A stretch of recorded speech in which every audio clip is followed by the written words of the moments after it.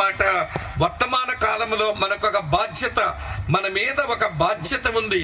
ఆ బాధ్యతను మనం నిర్వర్తించాలి అని ఈ 3 వచనాలు మనకు వివరణ ఇస్తున్నాయి అన్నమాట.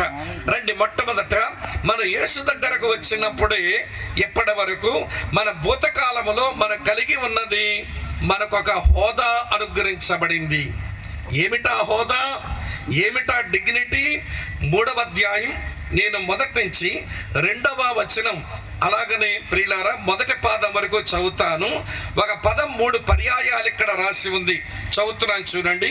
మనము దేవుని పిల్లలమని పిలవబడినట్లు తండ్రి మనకెట్టి ప్రేమను అనుగ్రహించునో చూడండి. మనము దేవుని పిల్లలమే. ఈ హేతువు చేత లోకము మనలను ఎరుగదు, ఏలయనగా అది ఆయనను ఎరగలేదు. ప్రియులారా, ఇప్పుడు మనము దేవుని పిల్లలమై ఉన్నాము. నేను చదివిన ఈ 2 వచనాలలో దేవుడు మనకిచ్చిన హోదా ఒకటి ఉంది. ఆ హోదా పేరేంటనంటే దేవుని పిల్లలు అనే హోదా. 3 సార్లు రాయబడింది ఈ మాట. ఈ రోజున చాలా మంది యేసునందు విశ్వాసం ఉంచిన, పాపక్షమాపణ పొందిన, నీతిమంతులుగా తీర్చబడిన, చచ్చిపోతే నాకు పరలోక రాజ్యం ఉంటుందన్న భరోసాతో బ్రతుకుతున్న చాలా మంది వారికి దొరికిన ఈ హోదా, దేవుని పిల్లలు అనే హోదాలో ఆనందించడమే చేత కావడం లేదా అని అనిపిస్తుంది.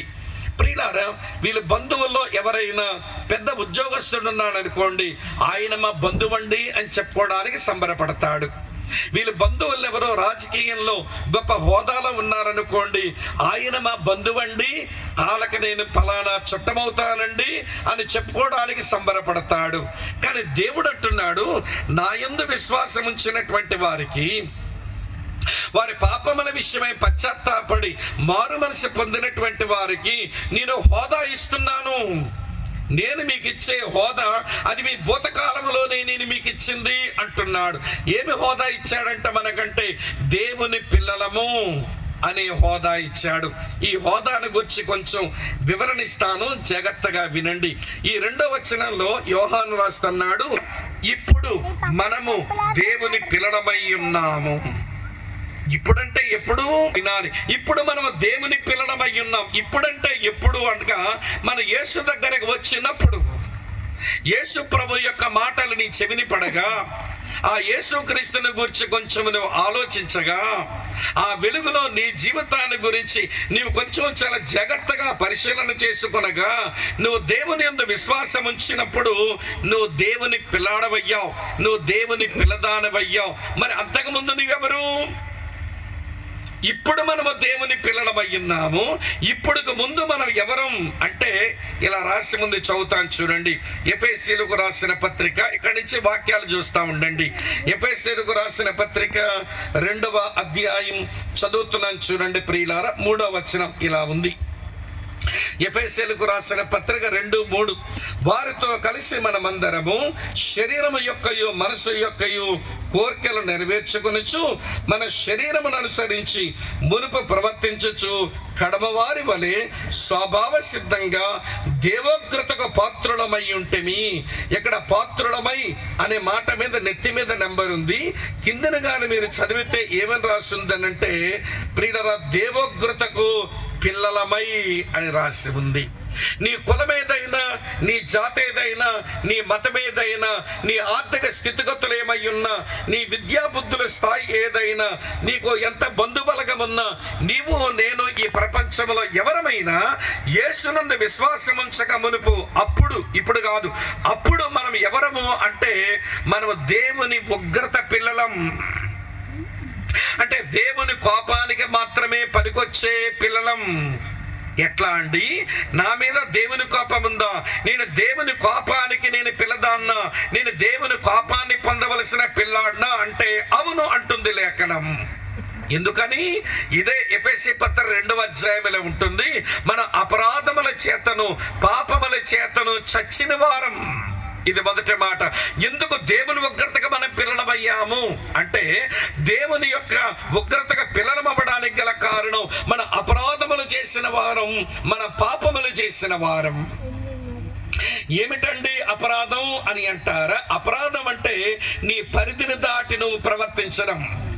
ఏదైనా తోటలో దేవుడు అన్ని చెట్లు తినమన్నాడు, కానీ మంచి చెడ్డల తెలివినిచ్చే వృక్షఫలం మాత్రం తినవద్దని చెప్పాడు. ఆ రోజున ఆదామవ్వలు చేసిన పని ఏమిటి అంటే, దేవుడిచ్చిన అన్ని చెట్లు వదిలిపెట్టి ఆ మంచి చెడ్డల తెలివినిచ్చే వృక్షఫలమును తిని వారి పరిధిని దాటి వారు ప్రవర్తించారు. దీన్నే ట్రెస్పాస్ అని అంటారు. దీన్నే అపరాధములు చేయటం, ట్రాన్స్గ్రెషన్స్ అని అంటారు. ఈ రోజున దేవుని పిల్లలుగా మన అవ్వకమునుపు మన ఎవరమంటే అందరము అపరాధులమే. మన పరిధిలో మనం ఉండడం చేతకాక మన పరిధిని దాటి ప్రవర్తించిన వాళ్ళం అపరాధులం. అందుకే పాడుకోవలసి వస్తుంది ఈ పాట, అపరాధిని యేసయ్యా చెప్పరే కృప చూపి బ్రోవుమయ్యా. ఏమంటే అపరాధులమే. మన పరిధిలో మనం ఉండక వేరొక పరిధిలో అడుగుపెట్టి మనం తప్పు చేసిన వారం, అపరాధముల చేత చచ్చిన వారం. రెండో మాట అంటాడు కదా, మీరు ఎవరో తెలుసా, మీరు పాపముల చేత చచ్చిన వారు. పాపం అంటే ఏంటండి? పాపం అంటే ఏంటి? దొంగతనం, చీట్ల పేకాట, త్రాగుడు, వ్యభిచారం, నరహత్య, అబద్ధాలు, ఇవన్నీ పాపాలు అనుకోవడం ఇది అందరికీ తెలిసిన మాటే. కానీ ఒక విషయం చెప్పనా, అవి పాపం యొక్క కాయలు పల్లే గాని అదైతే అసలు పాపం కాదు. అసలు పాపం ఏంటో తెలుసా? నీ సృష్టికర్త అయిన దేవుని మీద నీకు విశ్వాసం లేకపోవడం, ఆ దేవుని గుణలక్షణాలకు వ్యతిరేకమైన లక్షణాలతో బ్రతకడమే పాపం. కొంతమంది అంటారు, నేనే పాపం చేశానండి, దొంగతనం చేశానా, చీట్ల పేకాట ఆడానా, వ్యభిచారం చేశానా, నరహత్య చేశానా, నా దగ్గర ఏ పాపం లేదు అనుకుంటారు. పాపం అంటే ఏంటో తెలుసా? దేవుడు తన లక్షణాలతో నిన్ను చేసుకున్నాడు, ఆ లక్షణాలతో బతకపోవడమే నీలో పాపం. దేవునిలో ప్రేమ ఉంటుంది, నీలో దుర్మార్గత ఉంది. దేవునిలో సత్యం ఉంది, నీ దగ్గర అబద్ధాలు ఉన్నాయి. దేవుని దగ్గర పవిత్రత ఉంది, నీ దగ్గర అపవిత్రత ఉంది. దేవుని దగ్గర నీతి ఉంది, నీ దగ్గర దుర్నీతి ఉంది. దేవుని దగ్గర న్యాయం ఉంటది, నీ దగ్గర అన్యాయం ఉంటది. దేవుని గుణలక్షణాలకు భిన్నమైన లక్షణాలతో బ్రతకడమే పాపం. అందులోంచే పుడతాయి పాప క్రియలు. కొంతమంది తాగుతారు, కొంతమంది చీట్ల పేకాట ఆడతారు, కొంతమంది వ్యభిచారం చేస్తారు, కొంతమంది నరహత్యలు చేస్తారు, మరి కొంతమంది అబద్ధాలు ఆడతారు, మరి కొంతమంది అబద్ధ సాక్ష్యాలు చెబుతారు. ఇవన్నీ పాపం యొక్క ఏమండి ఫలాలే. కానీ అసలైన పాపం ఏంటో తెలుసా? దేవుని గుణలక్షణాలకు వ్యతిరేకమైన లక్షణాలతో బతుకుతున్నా మనం, అదే మన పాపం. నీ పరిధిలో నీవు ఉండక నీ పరిధిని దాటిన అపరాధివి నీవు. దేవుని గుణలక్షణాలతో బ్రతకవలసిన నీవు దేవుని గుణలక్షణాలకు వ్యతిరేకమైన లక్షణాలతో బ్రతికి మనమంతా చచ్చిన వారం. సోదరి స్నేహితులారా వినండి, నీ కులం ఏదైనా, నీ మతం ఏదైనా, నీ జాతి ఏదైనా, లేక నీ ప్రాంతం ఏదైనా, దేవుడు అంటున్నాడు, మీరు నా కోపానికి పిల్లలు మీరు అన్నాడు. ఎందుకు ఆయన కోపానికి పిల్లలమంటే అపరాధాలతో పాపాలతో చచ్చిన వారం, ఇదొక కారణం. రెండో కారణం చెప్తాను వినండి, ఇక్కడే రాసి ఉంది, వాటిని చెయ్యొచ్చు అంటే అపరాధాలు పాపాలు చెయ్యొచ్చు వాయుమండల సంబంధి అయిన ఆ అధిపతి అయిన సాతానుని మీరు అనుసరిస్తున్నటువంటి వారు. దేవుణ్ణి అనుసరించడం చేత కాదు, కానీ దెయ్యాన్ని అనుసరించడం చాలా బాగా వస్తుంది. దేవుణ్ణి అనుసరిస్తే దైవ లక్షణాలు వస్తాయి, దెయ్యాన్ని అనుసరిస్తే దెయ్యపు లక్షణాలు వస్తాయి.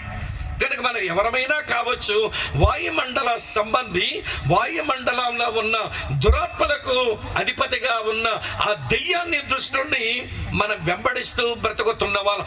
ఆ కారణం చేత మనం దేవుని కోపానికి పిల్లలం, దేవుని కోపానికి పిల్లలం, దేవుని ఉగ్రతాపుత్రులం.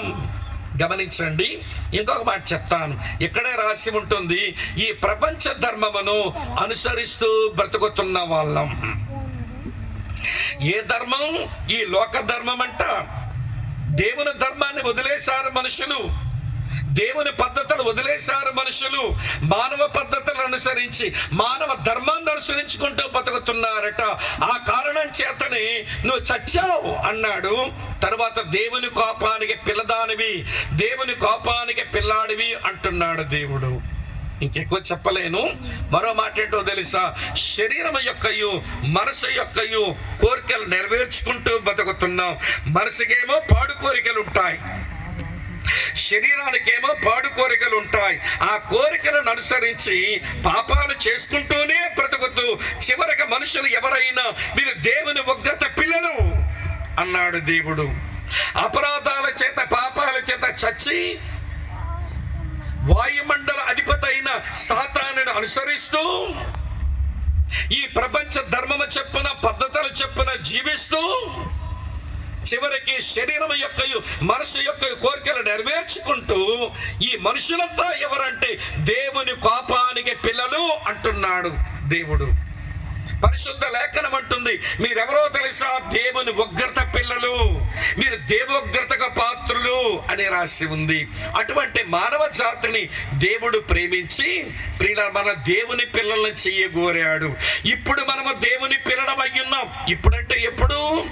అప్పుడేమో దేవుని ఉగ్రత పిల్లలం, మరి ఇప్పుడు దేవుని పిల్లలు ఎట్లయినా దేవుని పిల్లలం. లేఖనం ఇలా చెబుతుంది చూడండి. ఈ హోదా ఆల్రెడీ నువ్వు సంపాదించుకున్నావు లేదో, ఈ రాత్రి అయినా నీ సంగతులు తెలుసుకోవాలి.